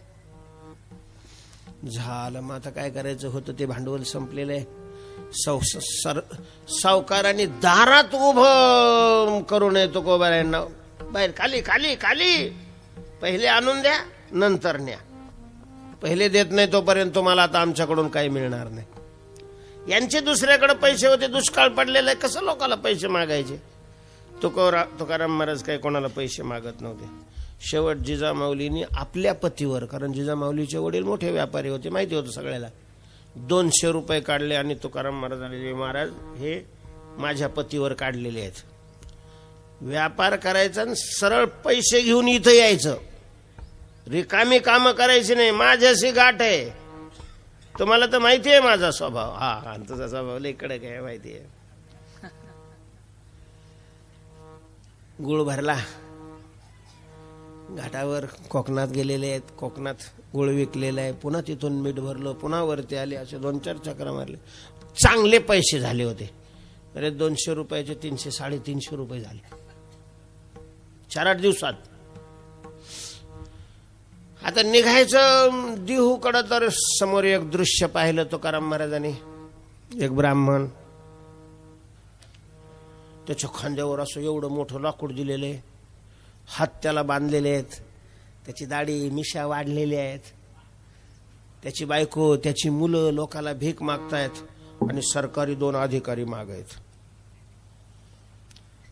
ब्राह्मण भीक मागावी लागते. तुकोबारायांना दया आली. विचारलं, का हो, हे काय भानगडे, असं का झालं? मी त्यांनी डोळ्यात अश्रू आणून सांगितलं की मी एक शासनाचा अधिकारी होतो.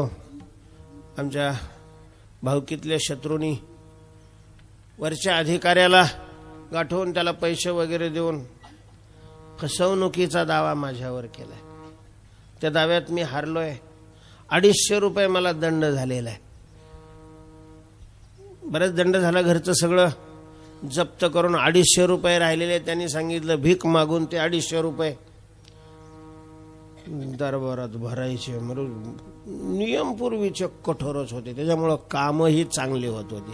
आश्चर्य वाटेल तुम्हाला, पारतंत्र्यामध्ये जी कामं भारतामध्ये झालेली आहेत, इंग्रज सरकारने जी कामं केलेली आहेत, स्वातंत्र्य मिळून 70-72 वर्ष, जवळ 70 वर्ष होत आलेले आहेत, अजूनही ती कामं जशीच्या तशी आहेत.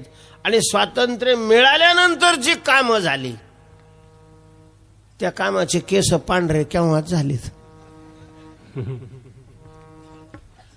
याचा अर्थ काय आहे? याचा अर्थच अशा प्रकारचा आहे की स्वातंत्र्याच्या पूर्वी लाचलुचपतीचा, फसवेगिरीचा संबंध नव्हता. काम झाल्यानंतर त्याचं परीक्षण केलं जायचं आणि नंतर काम मंजूर व्हायचं. अलीकडे कागदपत्रावरच मंजूर होतात आणि पेमेंट केलं जातं. कामाकडे कुणी पाहिलंही जात नाही. कामाकडे एखादी टीम पाहायला निघाली की ती तिकडंच हॉटेलात पाहते. काय दुर्दैव आहे महाराज आपल्या स्वातंत्र्याचं, काय तरा आहे.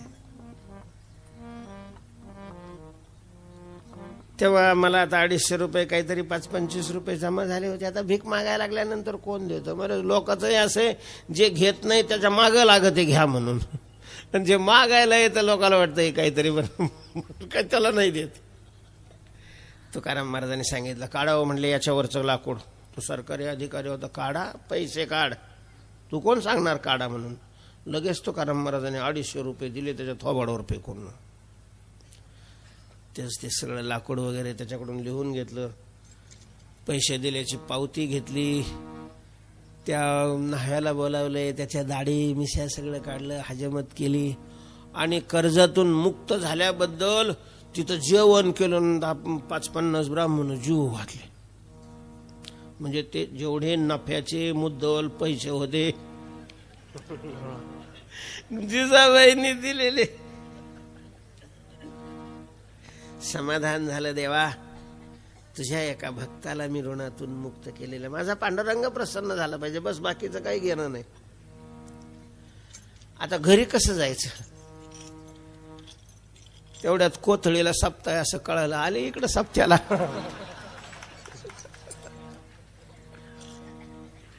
महाराज देवाला काळजी वाटलेली आहे. देवानी तुकाराम महाराजचं रूप घेतलं. ज्या सावकाराकडून जिजामाईनी पैसे आणलेले होते त्याच्याकडे त्याचे पैसे दिले, त्याच्याकडून पावती घेतली पैसे मिळाल्याची व्याजासह, आणि आणखीन काही पैसे त्याच्याजवळ दिले आणि सांगितलं की आमच्या घरी द्या. आता मी, तुम्हाला काय झालो? मला भीती वाटत आहे, तिची लईच रागावल माझी, इतके दिवस झाले आणि एवढेच कसं काय पैसे आणले म्हणून. ठीक आहे म्हणे. तो सावकार घरी गेला, सांगितलं जिजामाऊली तुकाराम महाराजांनी पैसे दिले तुम्ही आणलेले, आणि उरलेले हे घर खर्चा करता म्हणून दिलेले आहेत. जिजामाई तो कुठं गेला? ते म्हणे ते तुम्हाला फार घाबरतात. मला घाबरतात. पैसे आले, जिजाबाईचं काही घेणं नव्हतं, पैसे व्याजाने आणले होते, तेही फेडले होते. 7-8 दिवसांनी मग झाला असेल तिकडं तिकडं म्हणून तुकाराम महाराज आले. आणि तिथं आल्यावर मग त्यांना कळालं की तुम्ही तर सावकाराचे पैसे दिले. म्हणे मी दिले, आम्ही गावातच आलो नाही. काय खोटं बोलता माळा घालून? म्हणजे लोकाला बिना माळकऱ्याने खोटं बोललेलं चालत, माळकऱ्याने खोटं बोललेलं चालत नाही. आता काय माळकऱ्याने लोकांची अपेक्षा आहे की बा आता यांनी पांडुरंगाची माळ घातलेली, हे नाही खोटं बोलणं. बोलू नये माळकऱ्याने खोटं. लोकांची एवढी अपेक्षा पूर्ण करायला काय हरकत आहे का? लोक सत्यनारायण असलं तरी तुम्हाला जेवायला बोलवते माळकरी म्हणून. मग तेवढी अपेक्षा लोकांची पूर्ण करायला काय हरकत आहे? बोलू नये महाराज मार्ग आहे. त्यातली त्यात कीर्तनकारांनी तर अजिबात बोलू नये. कारण आपण पांडुरंगाचे भक्त आहोत, सेवक आहोत. आणि पांडुरंगाचं स्वरूप सत्य आहे. सत्य तू सत्य तू सत्य तू. आणि मग सत्याची उपासना करणाऱ्यांनी असत्य बोलणं म्हणजे किती विरोध अशा प्रकारचा आहे. बोलू नये असत्य, कोणीच बोलू नये. असत्यासारखं पाप नाही आणि सत्यासारखं पुण्य अशा प्रकारचं नाही आहे. पण मग तुकाराम महाराजांच्या लक्षात आलं की देवानी आपलं रूप घेऊन पैसे फेडले. फारच वाईट वाटलं तुकोबारांना, फारच वाईट वाटलं. देवा जर तू सगळं करतोच आहे तर मग मी कशाला विनाकारण स्वतःचा मी लांब वाढवू या ठिकाणी.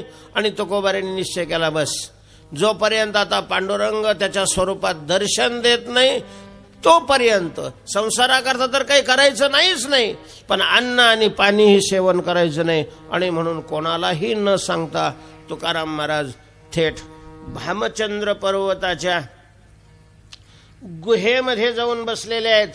आणि भगवंतानी सगुण साकार स्वरूपामध्ये आपल्याला प्रत्यक्ष दर्शन द्यावं ही अपेक्षा ठेवून आसन घातलेलं आहे, निर्धार केलेला आहे. देहम पातयामी वा कार्यम साधयामी. एकतर देवाचं दर्शन किंवा मरण. जोपर्यंत भगवान दर्शन देणार नाही तोपर्यंत मी इथून उठणार नाही, काही खाणार नाही आणि काही पिणार नाही. ध्रुवाचा आदर्श तुकोबारायांनी आपल्या समोर ठेवलेला आहे. आणि नामचिंतन करत तुकोबाराय बसलेले आहेत. आता लगेच बसले देवाने दर्शन दिलं असं तर कधी होत नाही, त्याला वेळ लागणार आहे. तर बसू दे आता तुकाराम महाराजांना. पूर्ण पूर्ण अशा प्रकारचे पारमार्थिक तुकोबाराय झालेले आहेत. साधक दशा चित्तावर आरूढ झालेले आहे. आणि आता इथून 1-2 दिवस साधक तुकोबारायांचं आपल्याला काय करायचंय? दर्शन करायचंय. आजची वेळ संपलेली आहे. श्री तुकाराम तुकाराम प्रिय श्रीराम तुकाराम असुर विराम तुकाराम स्वानंद राम तुकाराम चैतन्य भूषण तुकाराम अषांड दूषण तुकाराम कथामृत अशन तुकाराम मोह शत्रु शासन तुकाराम महावाणी तुकाराम शिष्य शिरोमणी तुकाराम अमृत संजीवनी तुकाराम वैराग्य शिरोमणी तुकाराम ज्ञानी अमरेंद्र तुकाराम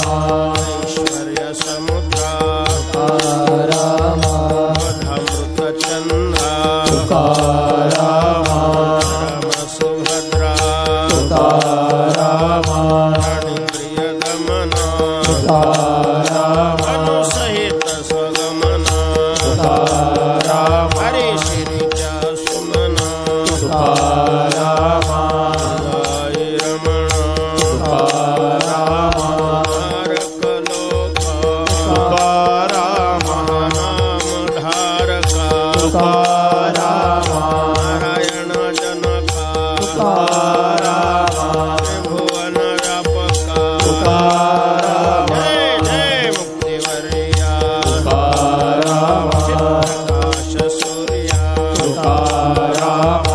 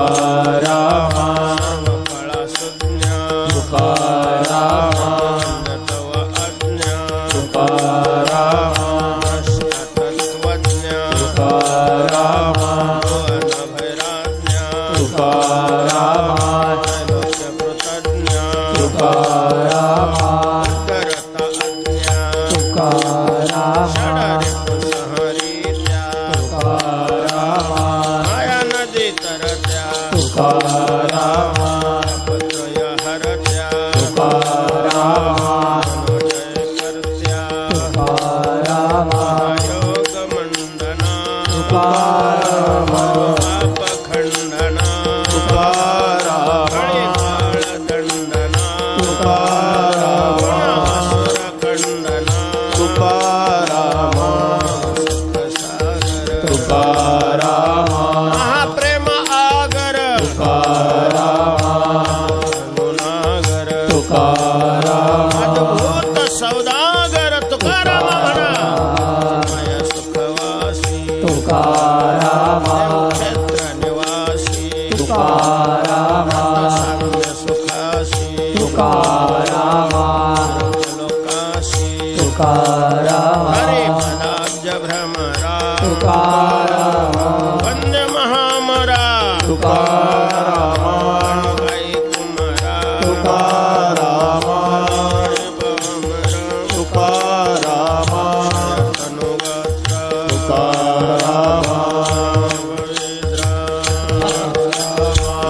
सत्पत्र तुकारामा बोलवा पुत्रा तुकारामा सिंधू तुकारामा इंदू तुकारामा प्रिय बंधू तुकारामा साधू तुकारामा मेष सुलोचन तुकारामा मंदमोचन तुकारामा अष्टवट कांचन तुकारामा मूळ सिंचन तुकारामा पवन तुकारामा जय जीवन तुकारामा आनंद तरोदन तुकारामा सुख भुवन तुकारामा श्रीरंग सुरंगा तुकारामा तुरंगा तुकारामा कुरंगा तुकारामा आनंद तरंगा तुकारामा दृश्य निगमा तुकारामा फळ आगमा तुकारामा उपसयमा तुकारामा निर्गमा तुकारामा सर्वज्ञ सुवर्मा तुकारामा